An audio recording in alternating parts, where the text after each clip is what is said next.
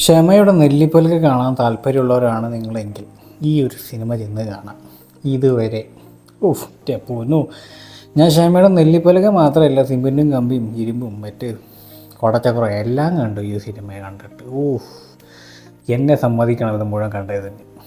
So guys, ഇതുവരെ my God's, trailer കാണുമ്പോൾ നിങ്ങൾ ഒന്ന് എന്താ പറയുക, ഒരു ഊഹം ഉണ്ടാവില്ല എന്തായിരിക്കും കഥ. യെസ്, ബ്രഹ്മപുരം പ്ലാന്റിനെ കുറിച്ചിട്ടാണ് സിനിമ കൂടുതൽ മുക്കാഭാഗം സംസാരിക്കുന്നത്. അവിടെ കത്തി പടരുന്ന ആ തീനെ കുറിച്ചിട്ടാണ് സംസാരിക്കുന്നത്.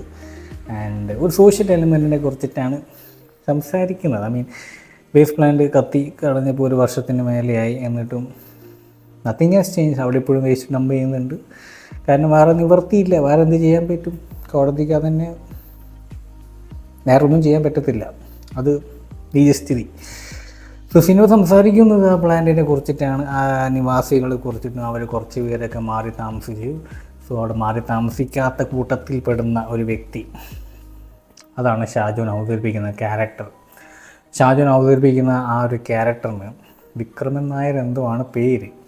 കക്ഷി ഒരു ഗവൺമെൻറ് എംപ്ലോയിയാണ്, സർക്കാർ ഉദ്യോഗസ്ഥനാണ്, നല്ല ശമ്പളമുണ്ട്. എന്നിട്ടും അവൻ അവിടെ നിന്ന് വീട് മാറത്തില്ല. നല്ല ദുർഗന്ധം പിടിക്കുന്ന ഏരിയ, ക്ലീൻ വാട്ടർ ഇല്ല, നല്ല ഭക്ഷണം കഴിക്കാൻ പറ്റത്തില്ല ഈ മണം ദുർഗന്ധമുള്ളതുകൊണ്ട്. എന്നിട്ടും അവൻ അവിടെ നിന്ന് മാറില്ല. അവൻ അവിടെ സമരം ചെയ്തുകൊണ്ടിരിക്കുകയാണ്. നല്ല ശമ്പളമുണ്ട്, എല്ലാ കാര്യങ്ങളെല്ലാം ഉണ്ട്, എന്നിട്ടും അവൻ മാറില്ല. അവനറിയാം അവിടെ നിന്ന് താമസിച്ചിട്ട് കാര്യമില്ല, എന്നിട്ടും അവൻ മാറില്ല. അങ്ങനെ വാശി പിടിച്ചിരിക്കുകയാണ്. എന്നിട്ട് എന്തായി, അവൻ്റെ കെട്ടിയവൻ ചത്തു. അല്ല സോറി, കെട്ടിയവൾ ചത്തു. ഒരു സീനുണ്ട് കക്ഷി മരിക്കുന്നതിനെ കുറിച്ചിട്ടുള്ളത്. അല്പം ഡാർക്കാണ്, എന്നിരുന്നാലും പറയാതിരിക്കാൻ വയ്യ.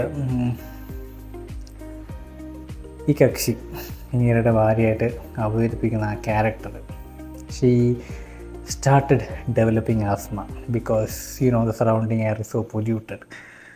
ഡോക്ടറെ അടുത്ത് പറയുന്നുണ്ട്, നിങ്ങൾ അവിടെ നിന്ന് ഒന്ന് മാറി താമസിക്കണം, ജീവന് കൊതിയുണ്ടെങ്കിൽ.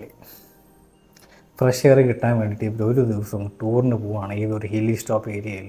ഇങ്ങേരുടെ കെട്ടിയുണ്ട് വിക്രമൻ നായരുടെ ഏതോ ഒരു പഴയ ഒരു സുഹൃത്തിൻ്റെ വീട്ടിൽ. അത് ഒരു ദിവസത്തേക്കാണ് പോകുന്നത്, വെക്കേഷൻ എന്ന രീതിയിൽ കാണിക്കുന്നത്. സോ അത്രത്തോളം ഇമ്പോർട്ടൻസ് അവളുടെ ജീവിതത്തിന് കൊടുത്തിട്ടുള്ളൂ നായകൻ. അത് എനിക്ക് തീരെ ഇഷ്ടപ്പെട്ടില്ല. കാരണം ഈ ഒരു സിനിമയുടെ മുക്കാഭാഗം സംസാരിക്കുന്നത് സംസാരിക്കുന്നത് പ്ലാന്റിനെ കുറിച്ചിട്ടാണെങ്കിൽ, ബാക്കി ഭാഗം സംസാരിക്കുന്ന ആ ഒരു ഹില്ലി സ്റ്റോപ്പ് ഏരിയയിൽ, ഹിൽ സ്റ്റേഷനിൽ ഒരു ക്വാറി നടത്തുന്നതിന് എതിരെ കുറിച്ചിട്ടുള്ള ഒരു ഹങ്കർ സ്ട്രൈക്ക്, ഒരു നിരാഹാര സമരത്തെ കുറിച്ചിട്ടാണ്. അത് റിയൽ ലൈഫായിട്ട് വലിയ ബന്ധമുണ്ടെന്ന് എനിക്ക് അറിഞ്ഞൂടാ.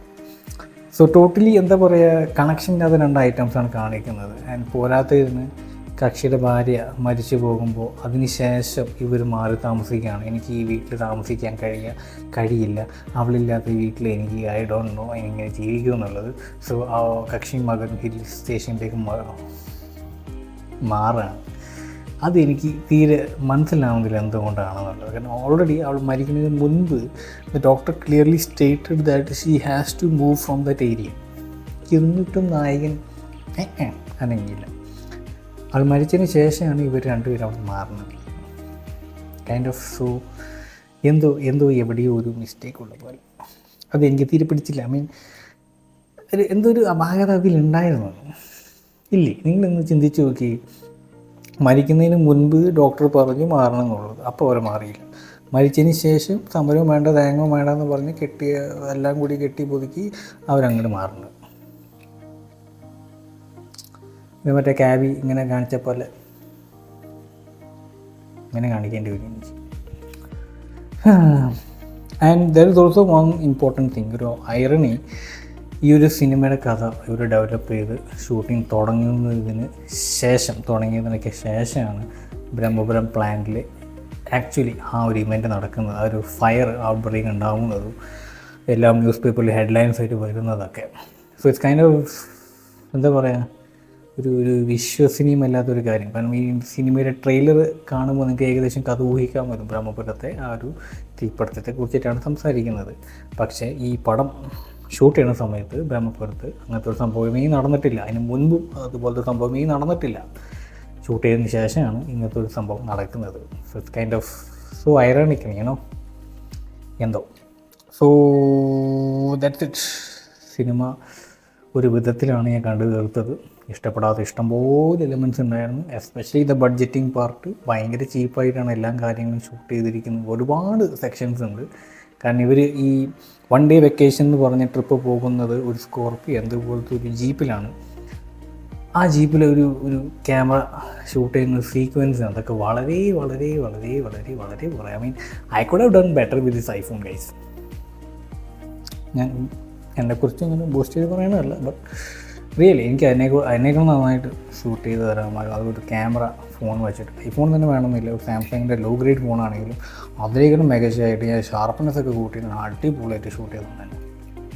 ഇതെന്തോ ഒരുപാട് സീൻസ് ഉണ്ട് ഇതിൽ, ഒരു ഒത്തൊരുമില്ലാതെ അല്ലെങ്കിൽ ഒരു ടച്ചിങ് വിട്ടു പോകുന്നതും ഒരു സുഖമില്ലാത്ത രീതിയിലാണ് ഷൂട്ട് ചെയ്തിരിക്കുന്നത്. ആർക്കോ വേണ്ടിയിട്ട് ലോ ബഡ്ജറ്റിംഗ് ആണ്, നല്ല രീതിയിൽ ഫീൽ ചെയ്യുന്നുണ്ട്.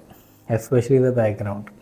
പിന്നെ ഷാജോൻ്റെ ആ ഒരു കഷണ്ടി തലയിൽ ഒരു മുടി ഈരിയിരിക്കുന്ന വിധം ഒരു ട്രയാങ്കിൾ ഷേപ്പിൽ പിറമിഡ് ഷേപ്പിലാണ് വെച്ചിരിക്കുന്നത്. സിനിമ കാണുമ്പോൾ നിങ്ങൾ ശ്രദ്ധിക്കും, ഞാൻ പറയേണ്ട ആവശ്യമില്ല. എൻ്റെ ശ്രദ്ധ മൊത്തം ആളുടെ കഷണ്ടിക്ക് മേലായിരുന്നു. എന്തൊരു മുടി ഇങ്ങനെ ഈരിയിരിക്കണേ എന്നുള്ളത്. അറ്റ്ലീസ്റ്റ് അതൊന്ന് കട്ട് ചെയ്തിട്ട് ഫുൾ കഷണ്ടി ആക്കിയിരുന്നെങ്കിൽ കുറച്ചെങ്കിലും വൃത്തി ഉണ്ടായിരുന്നു. ഇത് മൈ ഗാഡ് 2-2.5 മണിക്കൂർ കൊണ്ട് ധരിക്കുമ്പോഴാണ് ഞാൻ ഇങ്ങനെ വെയിറ്റ് ചെയ്തിരുന്നു എവിടെ വരെ എത്തുമെന്നുള്ളത്. അപ്പോഴാണ് അവസാനത്തെ ആ ഒരു 15-20 മിനിറ്റ്സ് അക്വാറി ഉടമയ്ക്കെതിരെയുള്ള സമരമായിട്ട് ഇവർ വരുന്നത്. അക്വാറി ഉടമയാണെങ്കിൽ അതിൻ്റെ അപ്പുറത്തേക്ക് എങ്ങനെയെങ്കിലും അഭിനയിച്ച് ഞാൻ ഒന്ന് വീട്ടിൽ പോയിക്കോട്ടെ എന്ന രീതിയിലാണ് കക്ഷി അവിടെ അഭിനയിച്ച് പോകുന്നത്.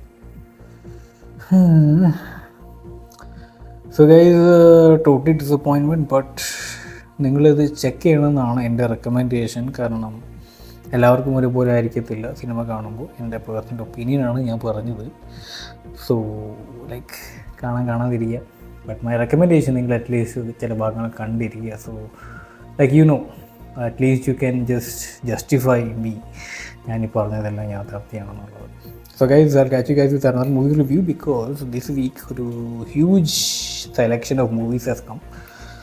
അതിൻ്റെ റിവ്യൂ ആയിട്ട് വരാം. And as usual stay tune for more.